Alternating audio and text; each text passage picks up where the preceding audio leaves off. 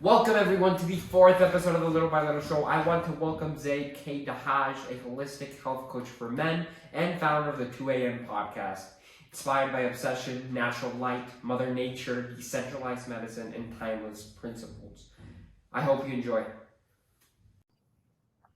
Zaid, welcome to the show. How are you? What's going on, brother? I'm having an amazing time so far this morning, and just excited to chop it up.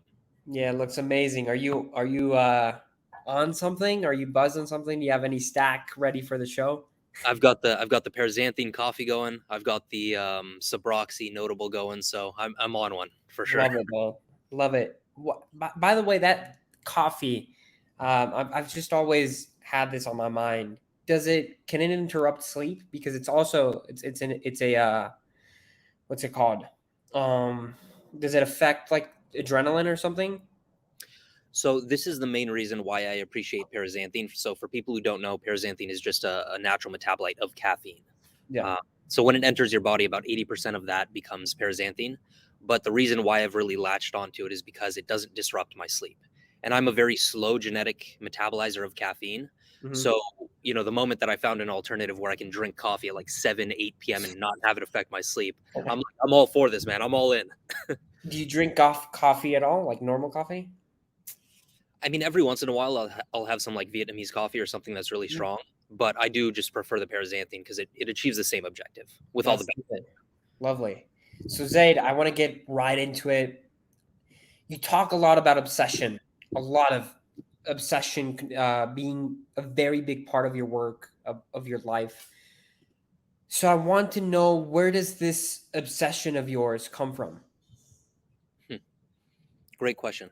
I think it largely stems from my experience with playing soccer competitively. I've Mm, always naturally, I think, just out of the womb, I think I've always been a naturally obsessed type. yeah. And so from an early age, from like the age of 3 or 4, I was introduced to soccer. And as a result, I've just latched onto that and become obsessed with it. So I think there's a very innate part of myself that is like that. I Hmm. don't know if you can develop it. I'm Hmm. pretty sure you can, depending on the case, but really, I think I've just like it's just how I've always naturally been. Are you still good at soccer? I'm still great. Yeah, I haven't played in a while, but I'm still great at soccer for sure. Love it. I hope So so after like 20 years of gameplay. yeah, of course.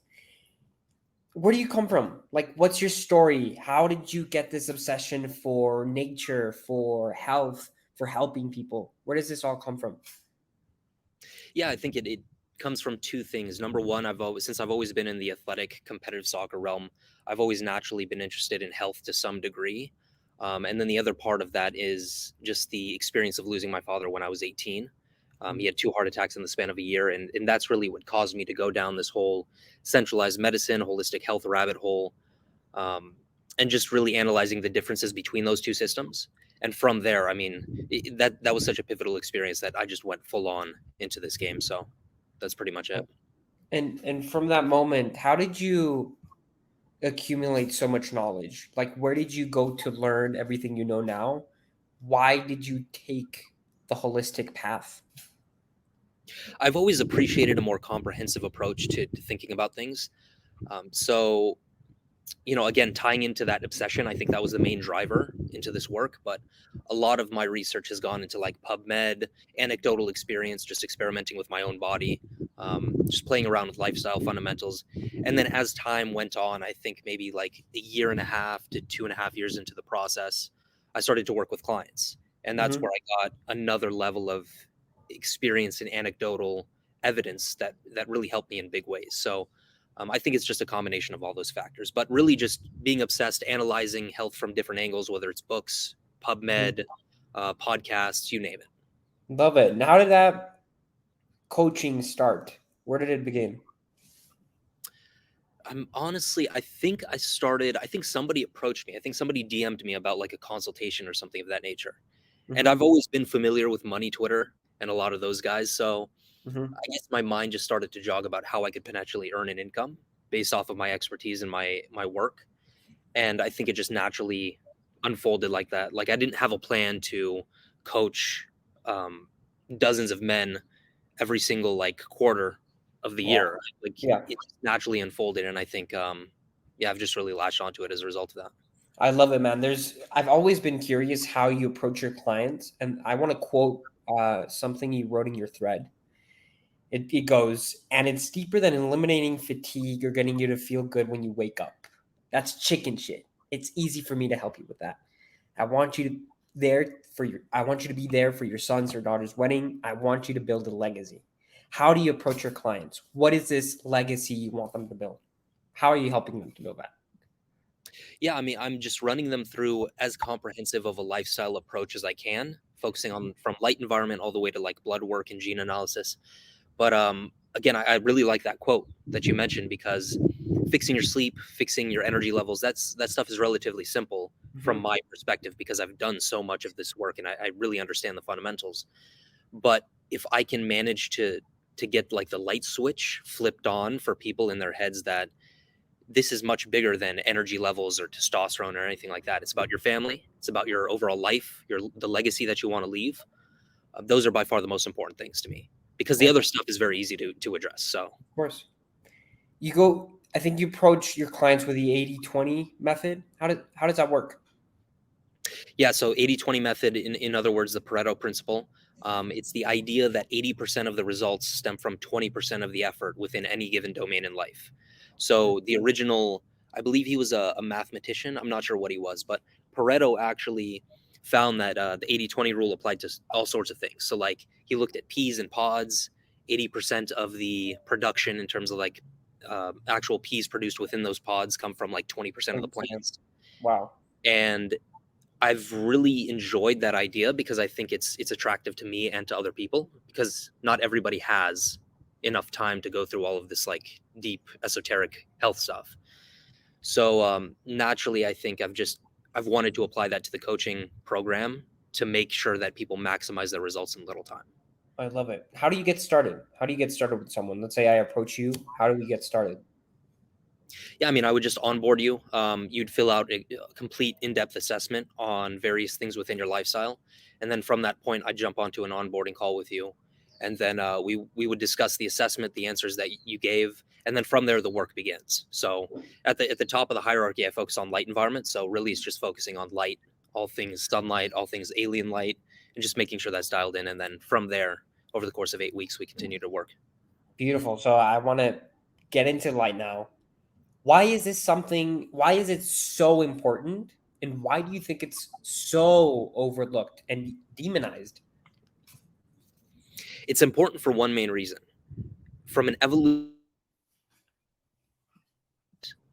So not only do human beings need light in order to survive and thrive, but every single living organism on this planet needs light, natural light, in order to achieve the same objective. Mhm. So from a first principles approach, we evolved with light, we evolved with the sun, we every single other organism evolved with the sun, Of and the course. entire food web comes from the sun. So I don't think it makes sense to demonize sunlight from that perspective. And I think it's a combination of like profit motive, incentives, just classic ignorance. And I think that's why we find ourselves in the position that we are now, especially in regards to sunlight, skin cancer, things of that nature. Love it. So, the sun has been over our heads for millions of years. We are perfectly made to collaborate with it perfectly. Yeah, millions of people think it's like the biggest threat to their health. They put 5 pounds of sunscreen every day because not only does it make them look better, but they want to be protected from the sun. Sunglasses every single time they're exposed to it. Why do you think all of this is happening? Why is it that it's complete bullshit? Well, as to why it's happening, I think again, like I mentioned, the profit motive. There are companies that stand to make a lot of money. We're talking about billions of dollars a year based off of some of these products. And in regards to, did you ask why it was so detrimental? Yeah, why is using sunglasses, sunscreen, being fully protected from the sun so detrimental for our health nowadays, especially? Yeah, I guess I'll give a very simplistic answer, and that's because every aspect of our biology is designed to get light as the first input. So Mhm. whether that's the eyes, the brain, the skin, um, all of those, and we can get into non-visual photoreceptors, neuropsin, a whole bunch of like technical stuff.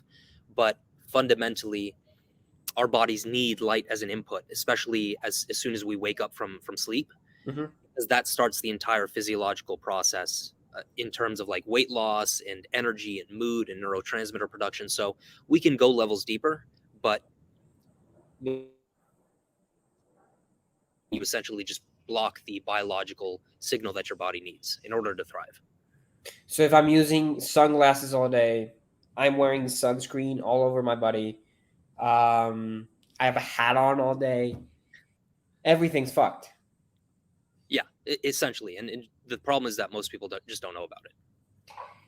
And how do we get them to be aware of this? Because a lot of people think that all of this is complete bullshit and think that people who preach maybe what we're talking about right now are complete crazy people. But because the government hasn't said so, because Bill Gates hasn't said so. So, how do we bring this consciousness to their lives? I think it just comes down to education. You have Hmm. to educate people from a simple manner so that that supposed light switch in people's heads clicks, right? um, I really do think that's the only way, unless, because just think about how ignorant most people are in regards to this subject. Hmm. Think about how much propaganda is shared from all angles to people every single day Yeah, based on this propaganda, based off of this information. It's going to take a monumental effort for most people to really come to the truth in regards to light. And I think people such as myself play a key role in terms of education, because that's the most important thing in my mind. Once you are educated and once you understand the history of the stuff and the biological mechanisms involved, then there's no doubt in your mind that the sun is great for you. You just have to become aware of that entire process. of course. I think you have to give them some experience too. Some people who are extremely ignorant of this case, experience is very important. Yeah, you do have to give them some. You have to give them a few tips in regards to their lifestyle so that they can implement, and then so We they can compare. they notice the change exactly. Of course, perfect. There's this picture of a very popular picture of a truck driver who never wore sunscreen and had one side of their face completely kind of like melted and the other, which wasn't facing the sun, perfectly fine. Why is this picture so misunderstood? Because it is misunderstood, right? Oh, it's one of the most misunderstood aspects of light. So Yeah. what most people don't appreciate, especially about that picture, I believe this person was a truck driver, correct? Yeah. Hmm. So if you think about how most truck drivers go about their day within a truck, most of the time they have their windows up. Hmm. And as a result, that actually creates blue light toxicity. Even if you're inside and it's a fully like sunlit day, that creates blue light toxicity because glass, most conventional glass, actually blocks a lot of the beneficial light wavelengths that we need in order for our skin and physiology to thrive. So So it's kind of like a concentrated lens of blue light. exactly. So most glass will actually it will block a lot of the red light wavelengths. It'll block purple. It'll block some UV and some other light wavelengths, but it almost purely just leaves the blue light wavelength intact. Wow. And as a result, it just creates blue light toxicity from multiple angles. So Interesting. You have so let's talk about blue light. Why is artificial blue light one of the biggest threats to our health, especially nowadays? yeah, great question. Because it's toxic to our physiology. Fundamentally, we didn't evolve with artificial blue light. We never found isolated blue light within our environment as hunter gatherers. Mm-hmm. And as a result, because of billions of years of evolution, we evolved to thrive on the full lights, the full spectrum of light from the sun. So we never evolved to be exposed to isolated forms of light wavelengths. And I think that's a very important note that people should understand. So I work out in a gym full of artificial blue light, but I work out during the morning, during like the early hours of the morning. Is this still a huge no-no? I mean, I do think it's actually a bigger problem than people appreciate, Mm-hmm. because when you're training your body and you're putting your body through stress, um, the introduction of artificial light into that equation can cause some really nasty things. I've looked into some research about hypoxia within the cell. You're more likely to achieve injury. You're more likely to even die of I mean, if we're thinking about like a cardiovascular event, I think artificial light and that entire discussion is really big, because you see a lot of like quote unquote really healthy buff dudes who Yeah. just dropped dead of a heart attack at 45. Hmm.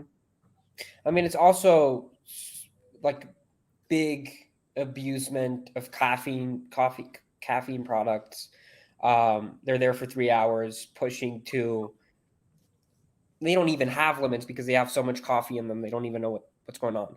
Um, so artificial blue light does play a big role in that equation. So it really is bad. So think about this: the mitochondria within each mitochondria in your body, Yeah. they only operate on two things: free electrons, which you get from the breakdown of food in your body, or grounding. Yeah. The other form of energy that your mitochondria use are red light wavelengths. Hmm. So artificial blue light is not a part of that discussion. And in fact, it will cause dysfunction in the mitochondria. It dehydrates the mitochondria too, correct? I believe it does. And that mixed with non native electromagnetic frequencies definitely contributes to dehydration on a Mm. cellular level.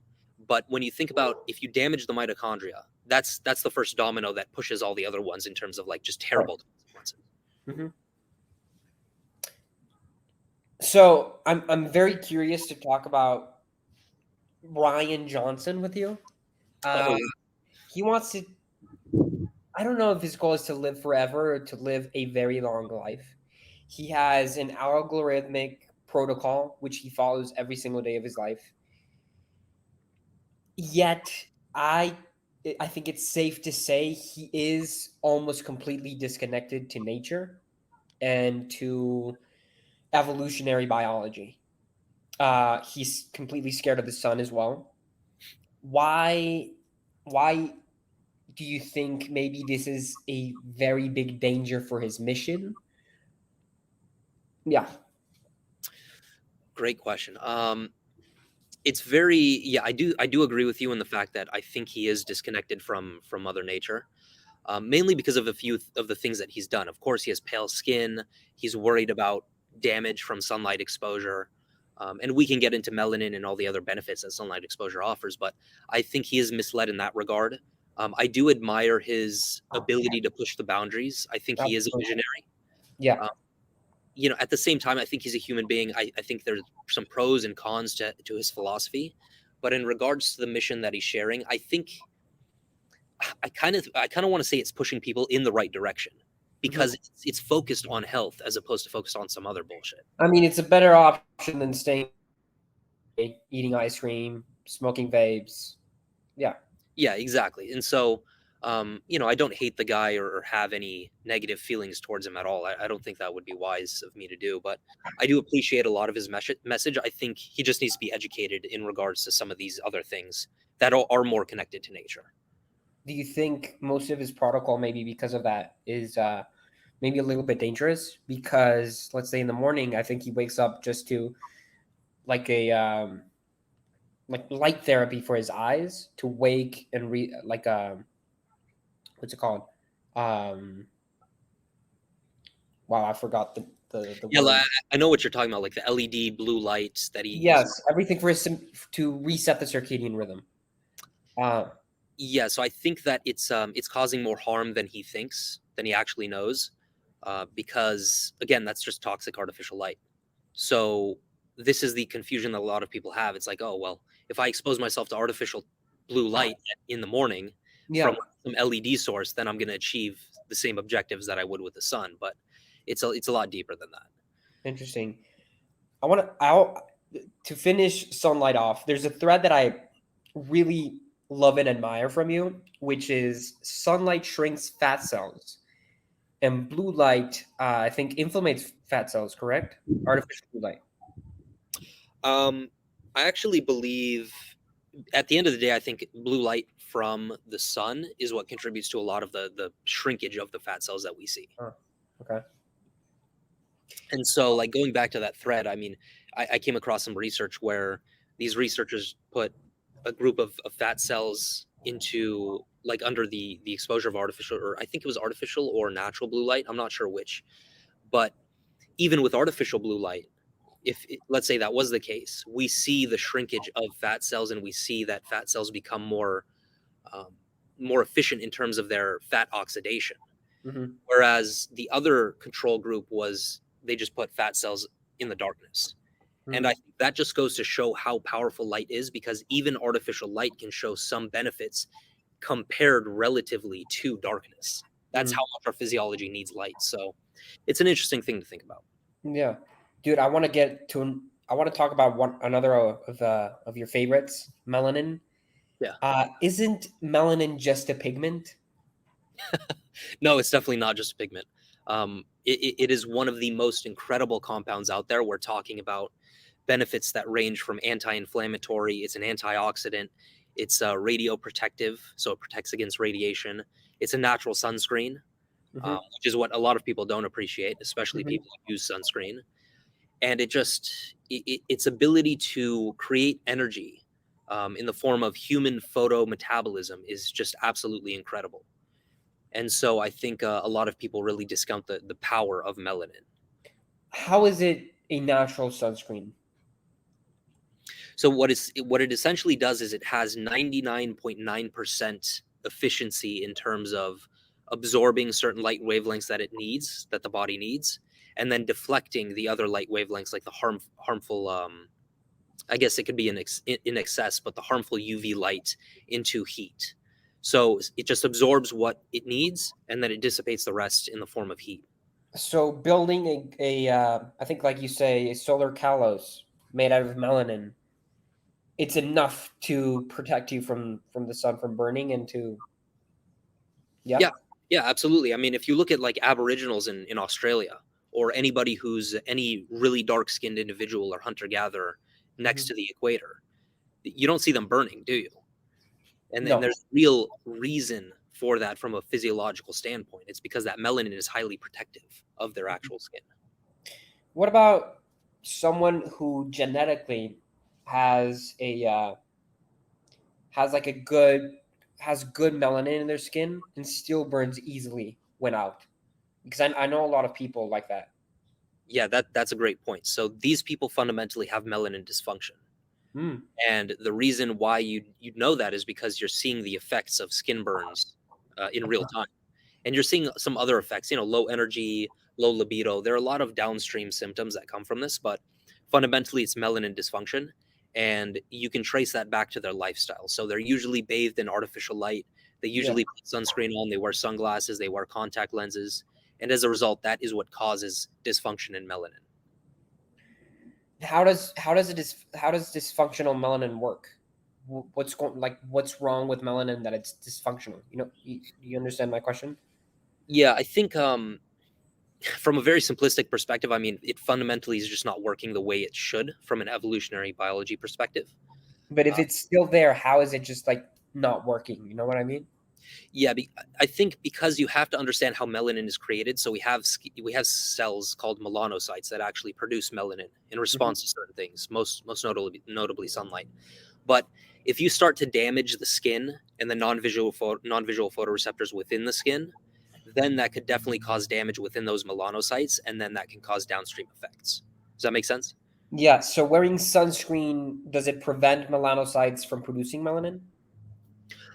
Or better yet, actually, this is a great point here.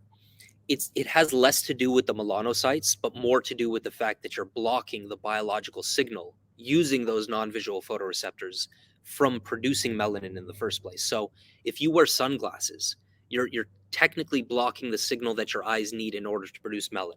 Yeah. You're just burning the skin. Exactly. The same with the skin. If you're using sunscreen, the same concept. Okay. Interesting.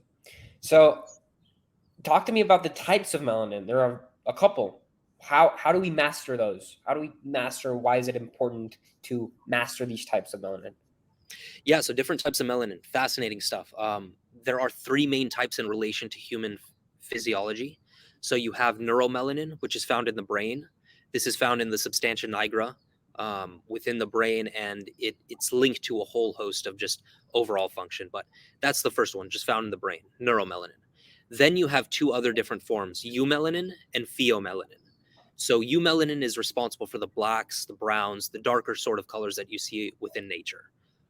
So for example, like when I tan, I get really dark because of my Mhm. heritage.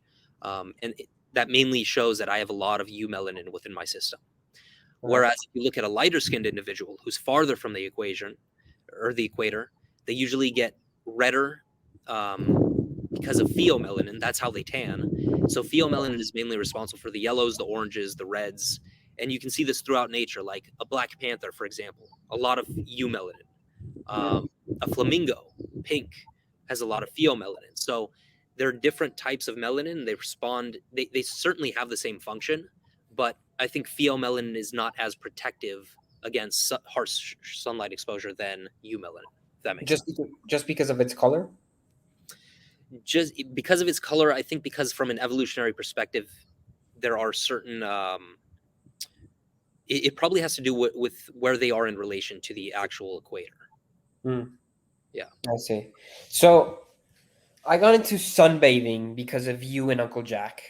Why should people care about this beyond melanin, beyond our mitochondria? Why should we really get into sunbathing?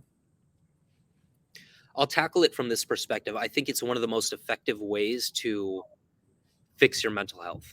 I think Mm, mental health is a huge subject today. I've often, had opinions on like anxiety and depression, but I really do think that sunlight exposure, mainly through the form of sunbathing, full body exposure, is one of the most effective ways to reduce anxiety, depression. I mean, I fundamentally believe that it can remove all those things altogether. So I think from a from the perspective of quote unquote healing any mental health dysfunction, sunbathing is just the first thing in my mind to pop up. I love it, man. And atrophic skin. I have a lot of people close to me who are out in the sun for 5 minutes probably, and they already get burned. And that's why they're so scared of going outside and even building their solar callus. How does this work? What is atrophic skin? And is there such thing as having like atrophic eyes? Yeah, so atrophic skin, atrophic eyes. I think Atrophic. fundamentally it's the same concept because when you are bathed in artificial blue light, when you are around non-native electromagnetic frequencies, when you don't go out into the sun, when you actively use sunglasses and sunscreen and all these other tools, you are causing some serious dysfunction in the non-visual photoreceptors within your body. So neuropsin is one great example found in the eye. It's actually a UVA light detector, so it's supposed to detect sunlight. Um, Once you cause dysfunction there, then that can lead into melanopsin dysfunction. Melanopsin is another non-visual photoreceptor found in the skin. Um, and I think a lot of the overall lifestyle really contributes to that atrophic skin and that atrophic eyesight, because when you look at atrophic, it just means atrophy. So you just have weak and dysfunctional skin or eyes. Oh, okay. So that's all it comes down to. You're just a poorly adapted organism in regards to the actual sunlight exposure. And how do we mitigate? How do we help individuals with atrophic uh, skin, eyes? You have to fundamentally block most of the artificial blue light within your environment, especially after sunset.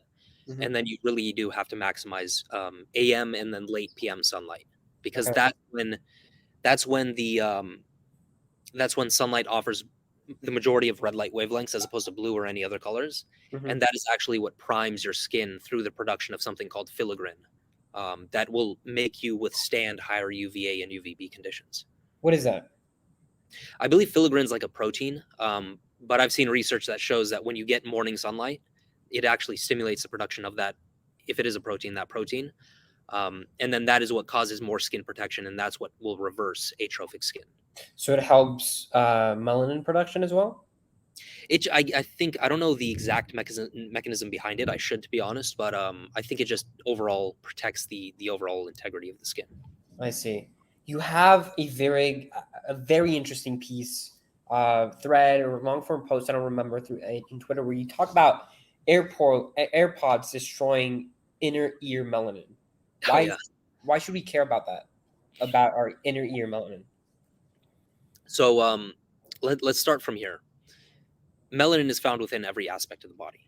Hmm. Uh, in regards to why we see destruction in inner ear melanin because of AirPod use, is mainly has to do with the flow of calcium within each cell, and it mainly has to do with the destruction of mitochondria.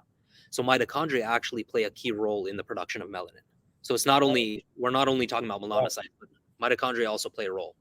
So when because you're exposing your ears and your brain to non-native electromagnetic frequencies at a high rate over the course of hours on end within the day, Mhm. because think of how most people use AirPods, Mhm. then you're causing some serious decay and degradation of that melanin within the ear and within the brain as well. But that can lead to things like tinnitus, just overall. It can even lead to maybe some form of brain cancer. I would not be surprised. Mhm. So I think it's something that people need to be aware of because AirPods are ubiquitous. Man, so let's get into non-native EMFs. Why are these things so dangerous? They're classified as possible carcinogens. They increase oxidative stress, and they also disturb our sleep. How does this work, and why are these so overlooked and dangerous? Yeah. Firstly, because each mitochondria within your body evolved to sense electromagnetic frequencies. Yeah. So here's the classic dichotomy. You have natural EMFs, Mm-hmm. Schumann resonance coming from the earth, and then you have non-native, non-natural EMFs, which mainly come from technology, 5G, cell phones, laptops, most of the things that we find in our environment. And so if you, just from the mechanistic standpoint of how this stuff impacts your mitochondria, non-native electromagnetic frequencies are very damaging for our body. And also because we're electrical beings first, Mm-hmm. excuse me, before we are chemical ones. So, I mean, it's in the word, non-native electromagnetic Yeah. frequencies. Um, and so, causing mitochondrial dysfunction, causing um, all sorts of issues with brain function, with the heart, from many different angles. I think it fundamentally comes down to the fact that you're causing an imbalance in the influx of calcium within the cell, and because you are damaging those mitochondria. That usually is always the reason why we're seeing that overall dysfunction. I see. So, in the world we live in, these things are extremely hard to avoid. Maybe what is something we can do to mitigate from it or even detox from non-native EMFs? Yeah, interesting point. I think the first strategy, the first line of defense is grounding, Mm. because you are naturalizing your frequency with the natural frequency of the earth. So instead of, there's this concept that chronic inflammation is mostly due to a positive charge, whereas a more healthy non-inflamed state is due to a negative charge. So if we can ground away from 5G towers, away from places that are densely populated, then that's ideal. And there's this concept known as the umbrella effect, which is the idea that it might potentially protect you. Grounding Yeah. might potentially protect you against non-native EMFs. So I really wanted to talk about that. What is the umbrella effect? yeah, I honestly don't know too much about it. I've just come across it casually in my discussions and in my research, but it's just the idea that once you connect to a natural Earth surface and you have all of those free electrons and that negative charge getting into the body, then any non-native electromagnetic frequency would essentially just be deflected away from you. Huh. So I don't know if that's real, but it's an interesting thing to dive into to see if it is. definitely, I'm gonna ask that to Rob, the grounded athlete. I'm super interested in that. Super Yeah, curious how that works. he'd probably know a lot more about it. Yeah. So talk to me about grounding. Why should someone care? Well, first and foremost, I mean, it just makes you feel amazing. Like Hmm. once you can, once you release your feet from shoes or from any insulator, Of and you course. get onto grass, onto sand, it just feels awesome. And I think it really is a powerful healing modality. Um, I think that's the most important thing. But if you want to dive into the mechanisms, I think we can talk about the living matrix and how Yeah. that Please. is. I wanted to get into that. I'm super curious on exactly that the living matrix and how everything works with grounding. Yeah, so the living matrix blew my mind. I've only just discovered this within the past, I'd say, couple months. Yeah. But it's a fibrous network of collagen and ground substance found all throughout your body. So it touches every other system within the body. And Okay. its main role is to transport free electrons to any site of inflammation or any site of injury. And so when you think about the fact that the living matrix exists, I mean, we have this on PubMed. It's like scientifically backed. Yeah. Um, we have a system where grounding fits exactly into that system. It just makes sense. It just makes sense from an evolutionary perspective as well. So how does it connect to our circadian biology? Grounding. It connects in a very real way because it is responsible for connecting us to the DC current. So direct current, which is found throughout the Earth's surface, that actually, independent of sunlight, has a very real impact on just aligning our circadian rhythm in general. We do have research to back that up. So I think just independent of sunlight, which is insane, by the way, because the researcher who studied this put people underground and he away from sunlight, and he noticed that once they were connected to the DC current that the Earth provides, their circadian rhythms were completely aligned. So there was no circadian rhythm disruption whatsoever. That's crazy. That's crazy. Yeah, which is insane to think about because most people just say, "Oh, you need sunlight is the only thing that aligns you with circadian rhythm, right? Circadian biology." Yeah. So how does this electron absorption work? Good question. I think fundamentally we have sweat glands within our hands and feet, and so all of those sweat glands have an aqueous solution of sodium chloride, which is actually conductive.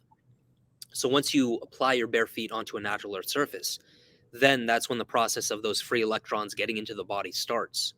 And then from that point, those free electrons travel into the living matrix. And depending on where you're inflamed, where you have an injury, then the living matrix and just the incredible system of your body just intuitively sends those free electrons to those sites. That's really interesting. So just our hands and feet?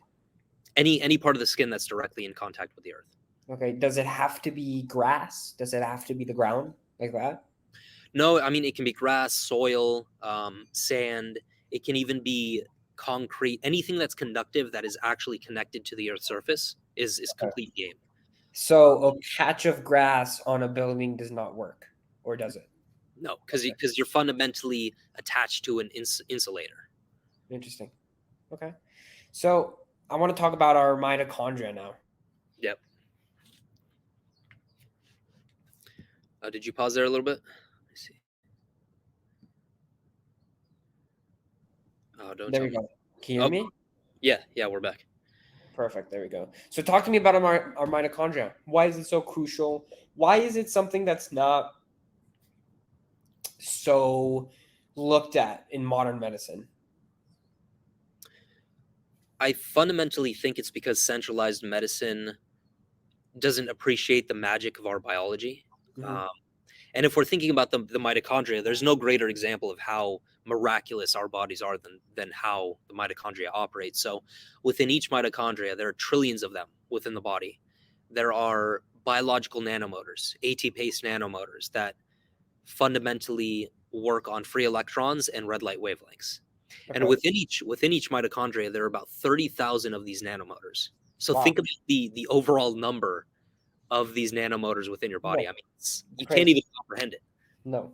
So if you can get that aspect right with sunlight and with grounding and with the proper nutrition and sleep, and you can protect your mitochondria, then that's the key to health, in my opinion. That's one of the root causes, because once those go to shit, then everything else just causes.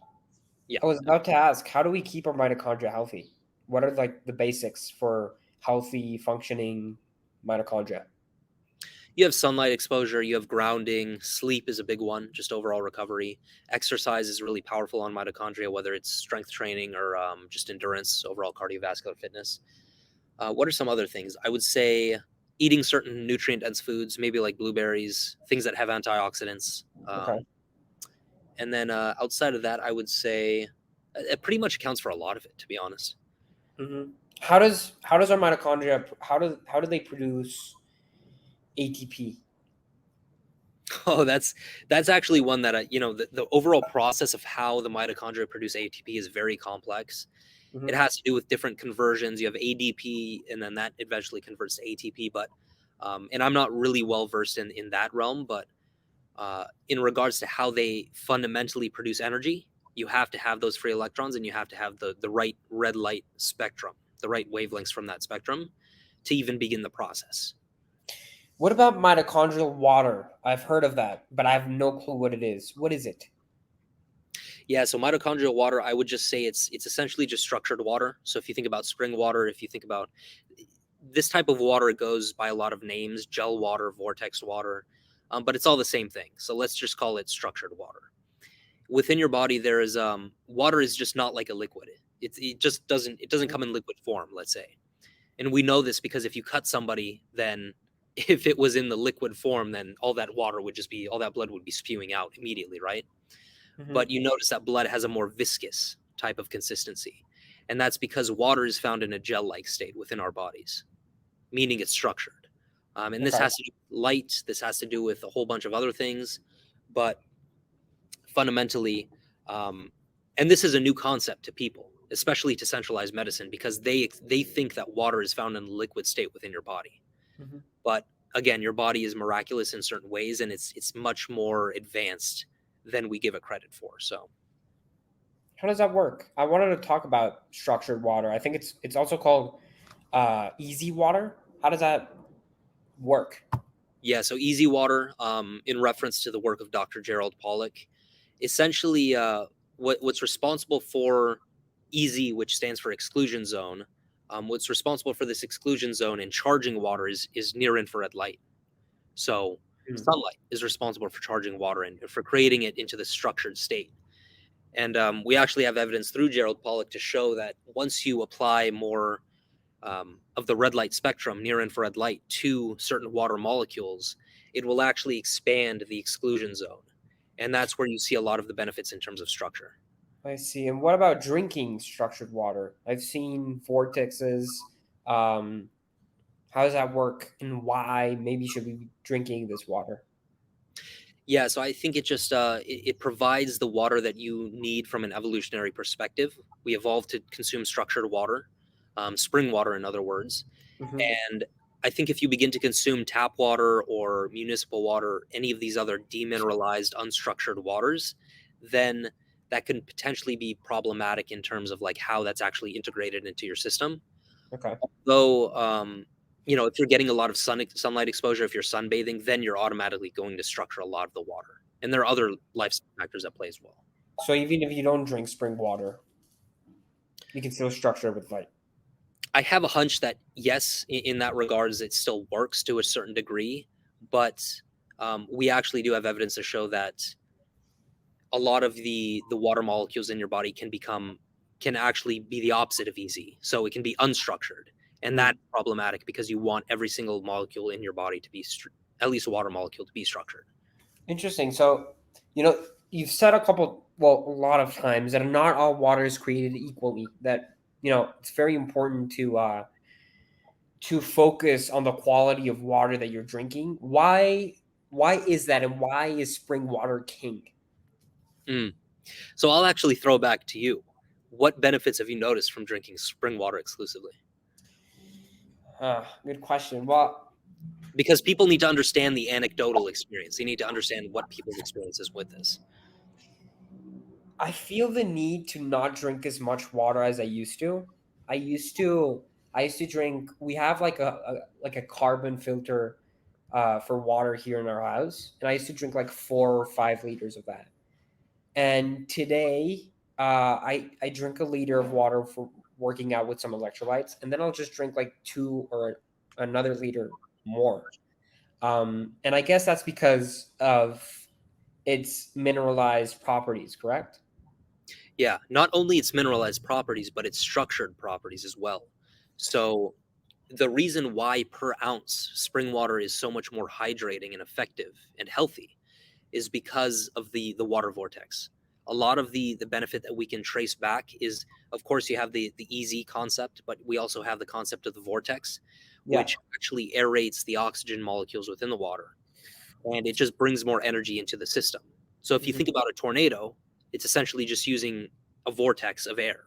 And Okay. if you can think about the power generated from that, also is analogous to the power that's generated from water, from the water vortex. And naturally, spring water, it's structured because of its constant movement, correct? Yeah, it spins. It goes through different movement. It never travels in a straight line, and it goes through thousands of vortices throughout its life cycle. Even if it's bottled and it travels internationally to visit your supermarket, does it lose any of its structured properties, or you're still good to go?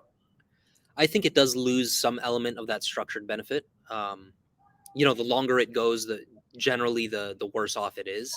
But that's why I'm a big believer in maintaining it through storage. So if you can store it like a fine wine in a dark, cool place, always in glass bottles, that's important. And then if you can find a structuring device, you can even get one of those. I think they're like baking frothers or whatever. Put it in the water, and then it Yeah. creates a water vortex. So Yeah. it serves the same function. It's all the same. You structure your water at home to drink it?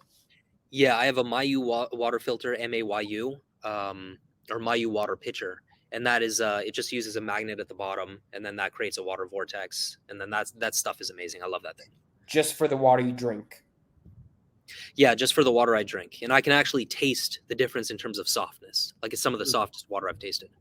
What about the water we use to wash our hands, brush our teeth, wash our hair? Is it important to be structured as well? In my opinion, yes. Mhm. Of course, there are other factors like you want to make sure you don't expose yourself to toxic municipal water. Mhm. So that's why I usually recommend a reverse osmosis system, something of that nature. Now, Natural Action Technologies, a company out there who offers high ticket devices, actually structures the water as well. So you can apply it to your filter, your shower filter, and it gets better over time too, which is the Mhm. cool. So I think it's just better in general because structuring also does protect it to some degree against the toxicity that is found in most water. Interesting. Man, so you're the sleep king in Twitter. Everything's about sleep. And actually, I got into this space because of Matthew Walker. I got obsessed with sleep, and I've been obsessed for it for like 5, 6 months. Sleep is probably the most important area of our health. Why is that? Because it's the only place where your body can recover. Hmm. Not only your body, but your mind, your emotional state, your mental state. It's just the best form of recovery from a very deep level. Why do we sleep? Why do we sleep? That might sound like a simple question to most people, but that's actually a deeper question than people like to believe. I think we do sleep because, from an evolutionary perspective, of that recovery reason, because it wouldn't make sense if there was no like adaptation for us to sleep for 8 hours a night, right? Like it would just, especially when predators are on the prowl at night, Mhm. like it would just seem like a disadvantage. But I think Exactly. because of that overall recovery, I mean, you can think of glymphatic drainage, which would prevent neurodegenerative disorders. You think of the building of muscle, recovery of tissues, bone, all sorts of things. So What's key for a good night's sleep? Maybe if you want to talk about your evening routine, which you've posted a bunch of. yeah, so the key is actually really simple. Maximize natural sunlight in the morning and during the day, and Mhm. then minimize or completely block out artificial light during the night. So if you look at any of my threads and my pictures, I've my room completely like red, completely Yeah. red out through some bond charge red lights, and then Mhm. I wear some blue light blockers in addition to that.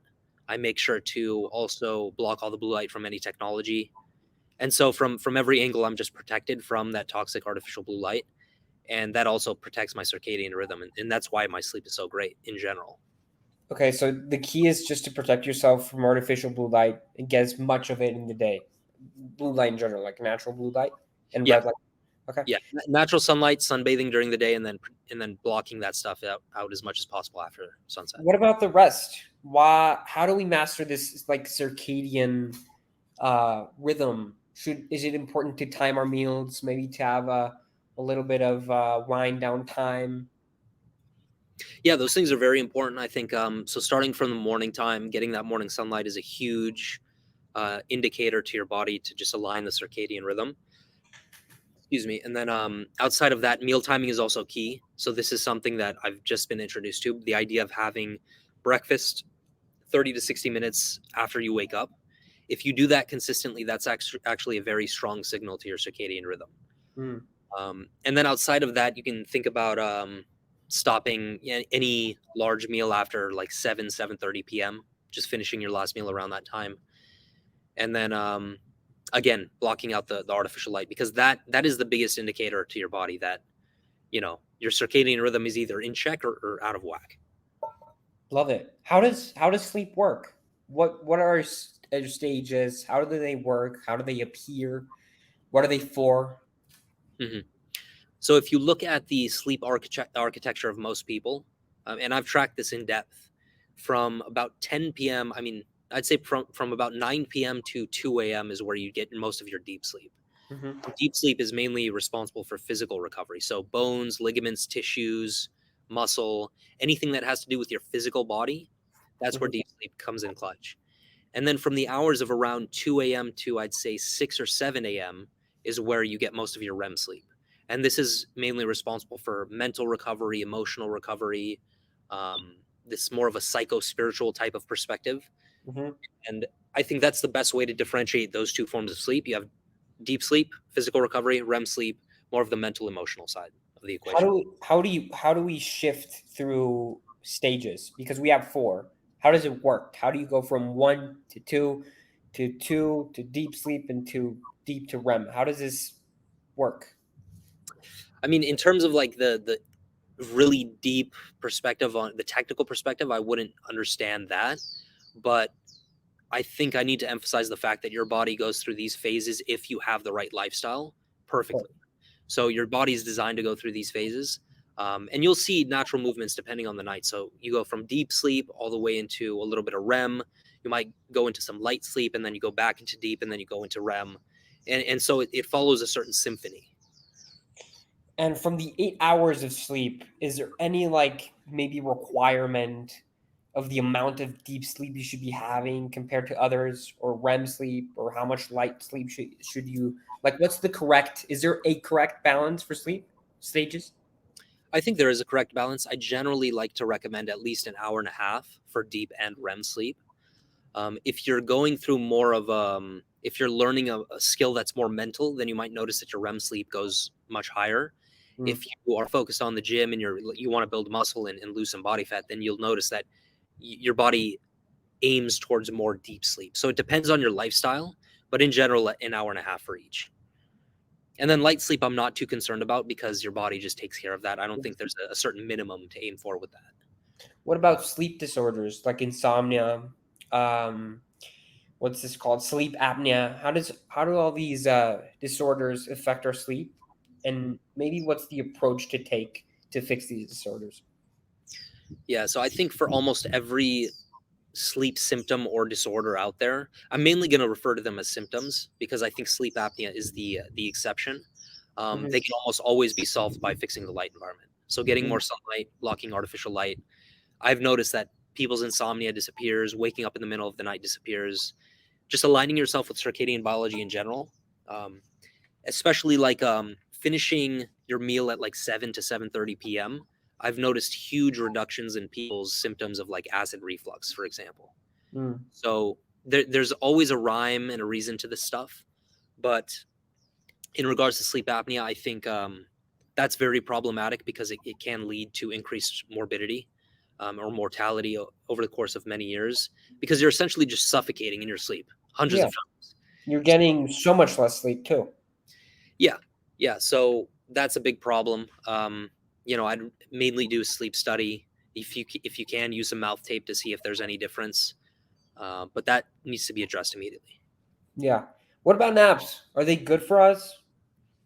Huge fan of naps, man. I Yeah. always like to take my nap between like noon or 3 p.m. Anywhere between that window, 20 minutes max. But naps are awesome for recovery. Why is it 20 minutes max? I think if you go over 20 minutes, then the potential for grogginess, for just feeling like out of it, skyrockets. So 20 minutes, from what I've seen and from my experience, has been the nice sweet spot.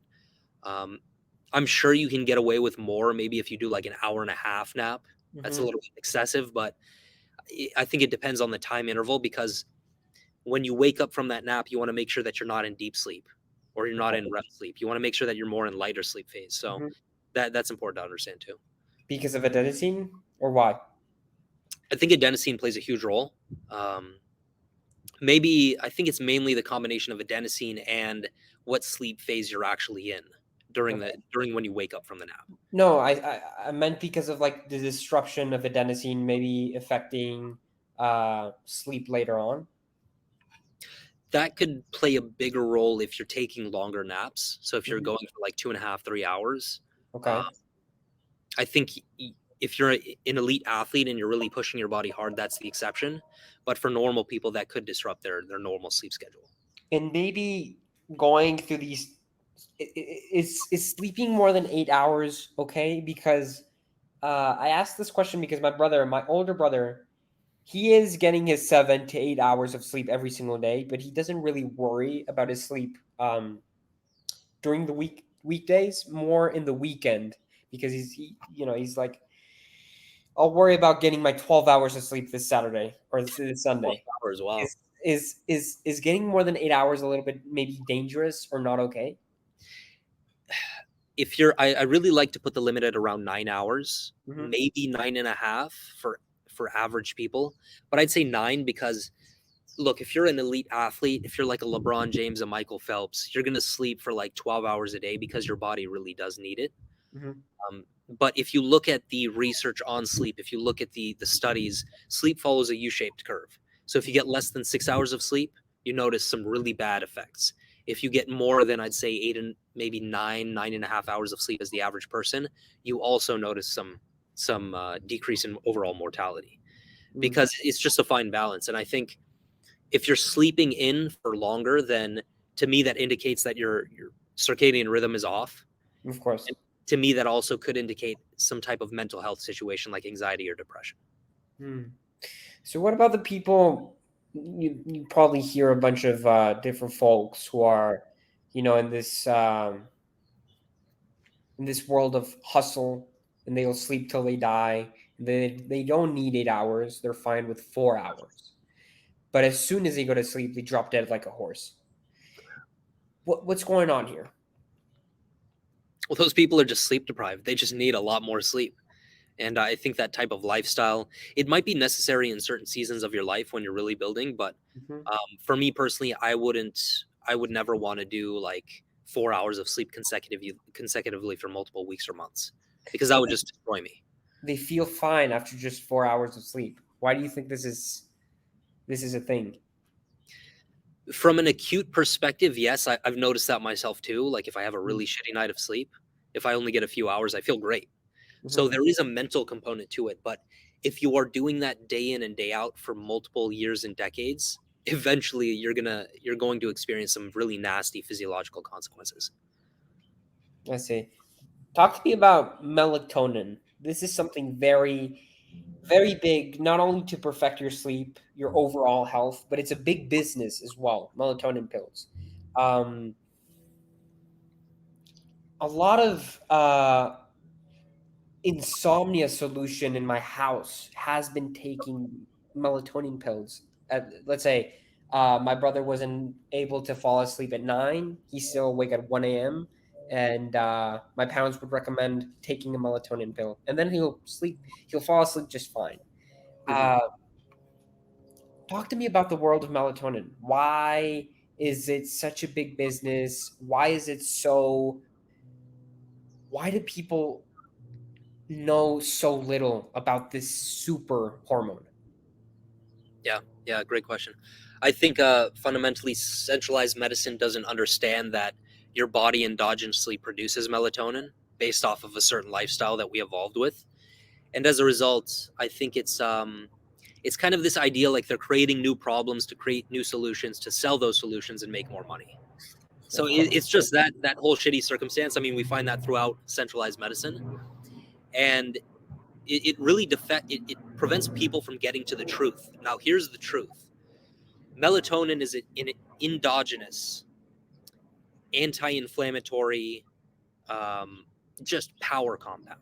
It's just Mhm. absolutely incredible. So your body produces it in two main forms: the subcellular form which is produced from the mitochondria, and the circulatory form, which is found in the blood, but produced mainly from the pineal gland. So Okay. going back to the light story, sunlight is what actually stimulates the subcellular mitochondrial form of melatonin.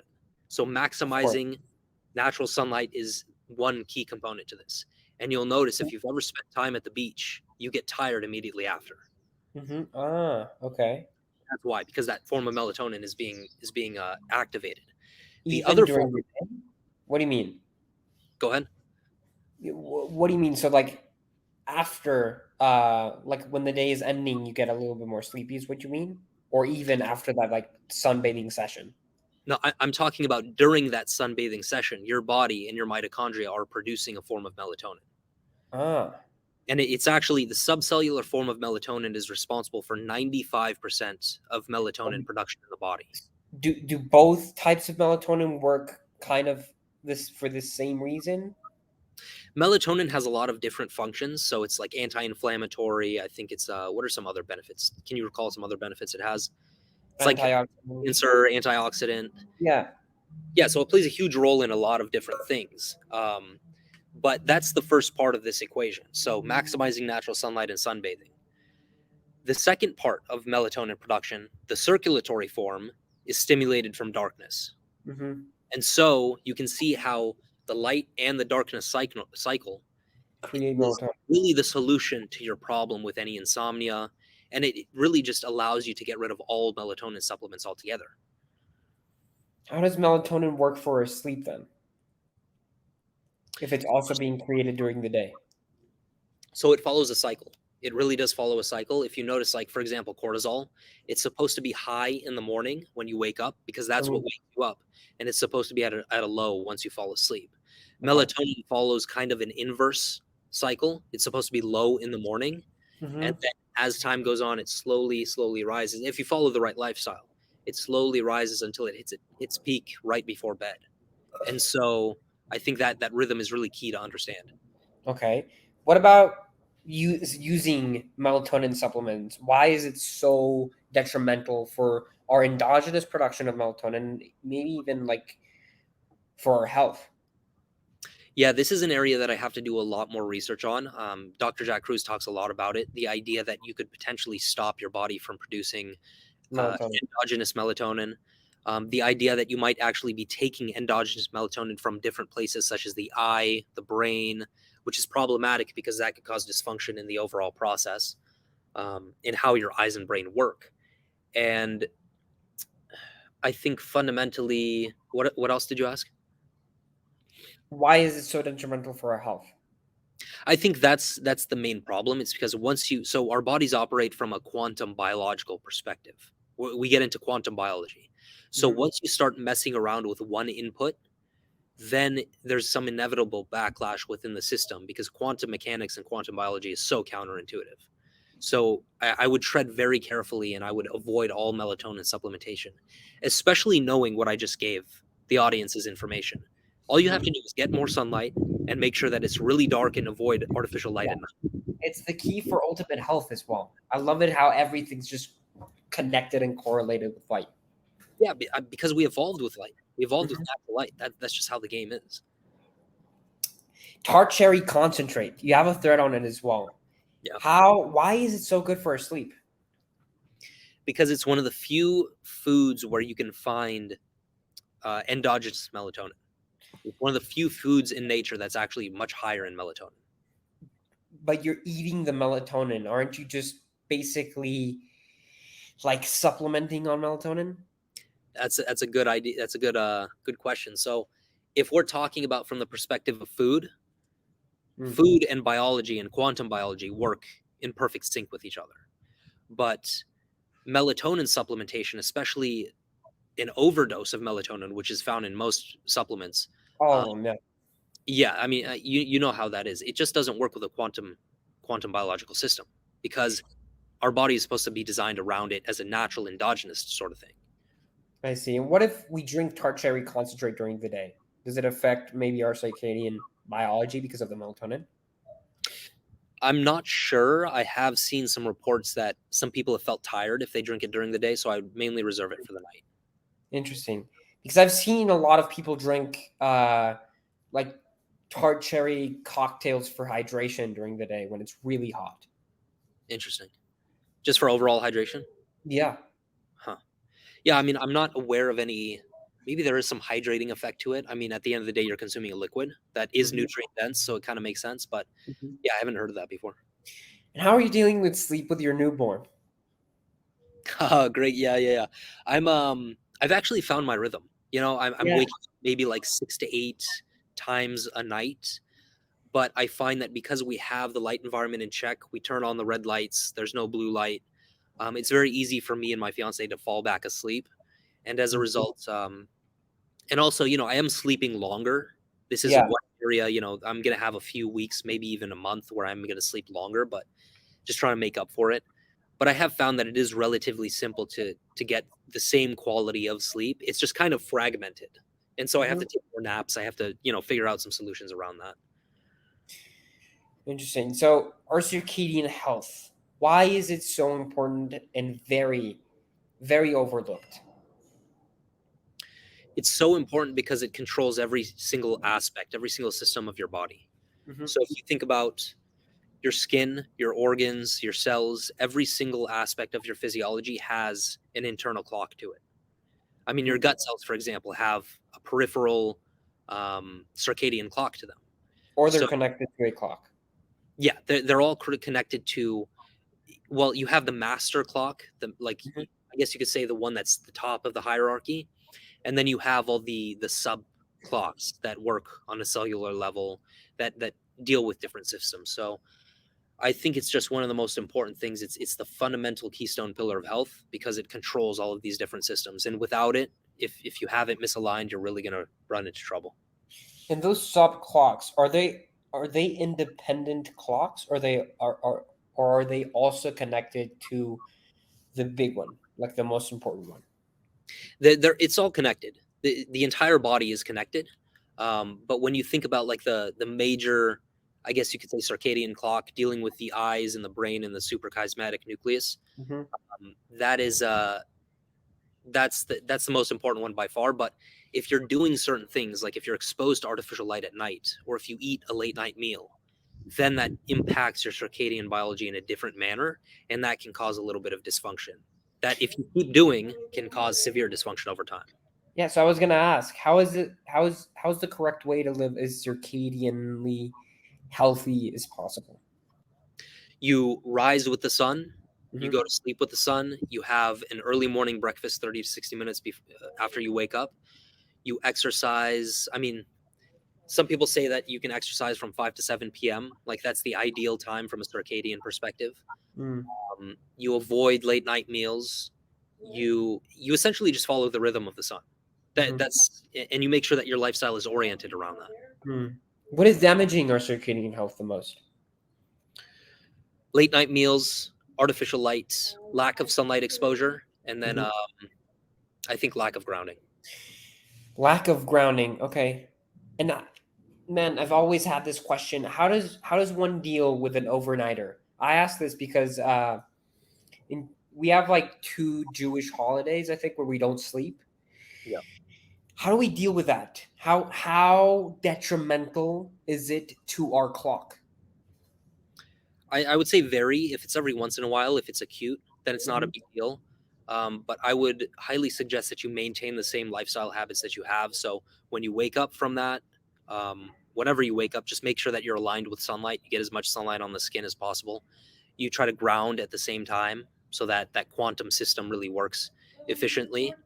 And then you make sure to just fall asleep at a right time as well during the following night.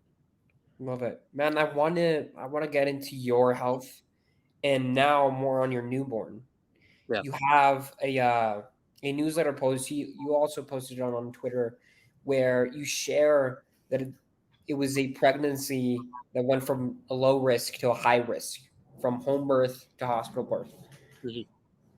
I'm glad you guys are doing good, but I'd love for you to talk to me about the pregnancy. What happened? What's the story? Yeah, so I said on the timeline that it was almost like I experienced two lifetimes in 2 days, and it's because we went through so much. But we started off with our plan, home water birth. We were at home for maybe 7 to 8 hours. My Wow. fiance was going through contractions. We were doing the whole thing. The doula came at like 4:30 a.m. Our Wow. midwife ended up coming at around, I think, 9 a.m. because she usually comes later on in the process. And then from there, we noticed, my midwife performed some tests. She noticed that something could be intuitively wrong, maybe a sort of an infection.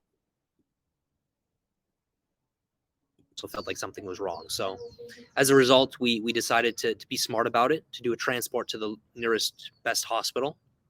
And then from there, we got checked in. I'm obviously not a big fan of most centralized medicine, Yeah. but she got her epidural. We went through the whole process. Eventually, the first set of nurses and the original doctor were not the best in my opinion. So I Mhm. had to stand my ground in terms of like, look, we need to have information. We need to have the right amount of information because we need to make an informed decision. But Of course. all they were doing was trying to rush us into a C-section and trying to almost give out fear tactics like, oh, your baby and the wife might not survive and things of that nature. Why But do you think that happened, by the way? huh? What was that? Why do you think that happened, by the way? Why do you think? I mean, I think that's just naturally how most medical professionals are. They think they're at the top of the hierarchy. They Mhm. do have good intentions, but I say Mhm. this often: the path to hell is paved with good intentions. Mm. So I really do think that it's just naturally how they respond to a lot of patients because they see so many people, and they're stuck in the centralized paradigm. Yeah. So, and they're also incentivized, by the way, to perform some of these procedures. But I strategized with my midwife, doula, fiance, and eventually we were just like, look, we're gonna wait for the staff to change because there was a shift change soon, and so we did that. And then the next doctor and the next set of nurses were fantastic. They were phenomenal, and as a result, he sat us down. Shout out to Dr. Randy Fiorentino. He sat us down for an hour, and he explained everything from A to Z. Look, your fiance has sepsis, which is a very serious condition for some reasons. The baby is at risk, your mother is at risk. The longer you wait to do this, the higher the risk goes. Okay. So, as a result, we made an informed decision to do a C-section. Everything worked out phenomenally. Baby's healthy, mother's healthy, and the most important thing for us was that we felt empowered through making the decision as opposed to just being rushed into it. I love it. And how did you guys prepare for the pregnancy to keep your fiance healthy and the baby healthy? And right now that Enzo is born, how did you guys prepare for this? Yeah, great question. So, really high level focus on prenatal care with the help of our doula and our midwife. We focused heavy on beef liver pills for my fiance. Hmm. Beef liver pills are actually the one supplement for any pregnant mother that is just absolutely clutch because it helps with the health of the placenta. It makes the delivery go smoother. It provides all the nutrients that they need. Is And there outside of, is there any reason you guys chose pills over actually eating like the liver? yeah, I mean it's just easier and it doesn't taste like shit. Okay. But yeah, I think beef liver pills were very instrumental to the process. Getting natural sunlight, making sure that circadian biology is in check, like we talked about, making sure to focus on nutrient dense foods, Hmm. limiting any refined carbohydrates, all of the things that we talk about on health Twitter mainly. And then also just doing blood work, making sure that labs are in check, things around along those lines. Hmm. And what about now? How are you guys managing Enzo's health?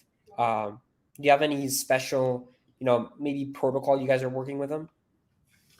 Mainly a lot of the same things. We're sticking with the beef liver pills for my fiance. Hmm. Um, for Enzo's health, we're really focused on just making sure that we exclusively breastfeed. Hmm. That's a very important part because a mother's milk is the complete Yeah. package. Hmm. Um, Making sure that he's getting some form of vitamin K in oral form. So I actually just wrote a vitamin K thread for infants on Twitter, and Oh, that's a very important one. And I really lay out everything from A to Z in regards to that subject. Um, it depends on, I mean, how controversial do you want me to get? Because this is a podcast platform. extremely controversial. So, we just decided to avoid all shots altogether, all vaccines. Hmm. Um, and funny enough, I mean, he's a completely healthy baby. There's nothing wrong with him. Like, who would have thought that we don't need a lot of these shots, in my opinion? Hmm. those are just some of the things that we're focusing on. And then postpartum is a really important focus of ours. So making sure to work with our midwife, our doula, and just following her directions too. Love it. I'm very happy for you guys. Congratulations. Appreciate it, bro. Thank you. What about your health protocols or your health foundation? Talk to me about it. Yeah, so I take a very simple approach to this work. I make sure to build my melanin, spend as much time in the sun. Light environment is the number one key thing for me. My training is at home for now, just because of the whole baby situation. I'm focusing more on like heavy kettlebell training, high intensity, just improving cardio, improving muscle mass. Outside of that, a lot of walks. So making sure to get my 10,000 plus steps, sprints for sure. And then other things like grounding, making sure I eat nutrient-dense meals as often as I can. I'm not perfect, nor do I claim to be perfect. I Yeah, enjoy some quote unquote unhealthy food every now and then, of course. but just making sure that I have most things maximized and dialed in. I love it. Is Enzo grounding? Not yet, but he's getting a little bit of sunlight. We're progressively building his callus, but eventually he will be grounding. Yeah. Love it. How do you work? What process do you go to create or to get locked in with one of your clients? What's your approach with work? How do I work? I'd say my overall style with work is I like to take a sprint approach. I think the way that you train and the way that you work are fundamentally tied. So everything I do is high intensity for the most part. Like if I have an idea, I knock it out within 30 minutes to an hour, whether it's writing for a Substack article, creating a thread, Mhm. doing some work for a client. And really the way that I approach client work is just, I want to be as supportive as possible. I am the so-called expert according to them. And I really have put in the work to become an expert, but I also want to be that kind of like accountability, that form of accountability for them, to walk them through every step of the process. And I want to make sure that they get the most out of working with me as possible, because they pay a lot of money to work with me. Mhm. And I really do take that responsibility seriously, because these are people's health at the end of the day. And that matters a lot to me. Beautiful. Zaid, what brings you most joy in life? Most joy in life. Training, soccer, sunlight. But I think fundamentally just doing work that I'm really passionate about. Podcasts, especially 2 a.m. podcast. Talk to me about your podcast, man. I wanted to get into that. What's behind your podcast? Yeah, so I think the podcast is a real joy to record and just to build, because we're fundamentally sharing our own unique characters and our own unique perspective. And I think it also connects to the idea that having a long form conversation with certain people is key. It's like needed today. Mhm. And if we can open our minds and we can have more conversations with people about very controversial subjects, non-controversial subjects, then that's only going to help like facilitate progress within our reality. Love it. How was it born? How was the 2 a.m. podcast born? It was born between 3 close friends who like to talk shit in private, and who essentially just wanted to share those conversations online. And from that point, unfortunately, one of our other the third part of the team had to go focus on school, had to focus on USC. But either way, we just sat down and we were just like, look, let's build something. And then from that point, momentum just carried us forward. I love it. Do you have an ultimate goal for it? Do you have like an ultimate goal for the podcast for this form of consciousness? Yeah, I mean, just think about like the JRE, think about any of the huge podcasts that you really appreciate. I want to be at that level. But the fame and the notoriety is not my focus. I think Mm. more importantly, I want to create a self-sustaining business that is also joyful to run and to be a part of. Love it, man. So I have one last question for you. Is there any advice, any like general advice, doesn't have to be for health, that you'd like to leave the people listening to the podcast or maybe myself? Yeah, so in general, especially for you, I mean, you're 17, right? Yeah. Like, bro, if I was 17 and I was within this realm, I would die. Like, it's amazing, man. I really do think that you struck upon a gold mine. But I would say consistency above all else. It all funnels down to consistency. Whatever you're focusing on in regards to your work, show up, be about it, be obsessed with it. Obsession is also a big thing for me. But if you show up day in and day out and you really do put everything into the work, eventually good things will come out of it. Love it, man. I really, really appreciate your time. This was amazing. Thank you for being part of this. Yeah, brother. And I'm looking forward to the third part of our series as well. Oh, 100%. Thank you. Yeah, Have a brother. great time, bro. You too. Fun time.